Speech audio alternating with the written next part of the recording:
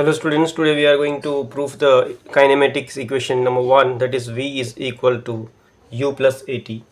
So you can see here we have a graph to prove this equation, in which we have the object we are taking starting from the initial velocity. It is traveling u, that is OA is u, and the final velocity when it reaches the P point from A to B is, we have the final velocity as V, having a displacement s with respect to time t. You can see O to D, so it is taking the time t to travel the from the position A to B. So let us write down the things. So to calculate this thing, so what we have to do is, first let us take the values. What are the values over here? So we have OA is equal to u, and BD is equal to V, and OD is equal to AC is equal to T. From the graph we can write. So therefore BC, you can write BC is equal to V minus U. So this BC, this is BD is V, and so what is the BC? So BC will be V minus U. So therefore BC is V minus U.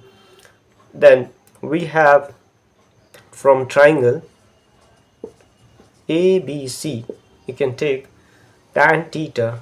Tan theta is nothing but opposite by adjacent. Opposite is BC and this is adjacent. BC upon AC is the answer, tan theta.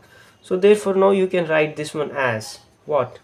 So what is the BC value over here? So BC value, so tan theta is going to give you the values, that is BC is nothing but V minus U, and what is the value of AC is T.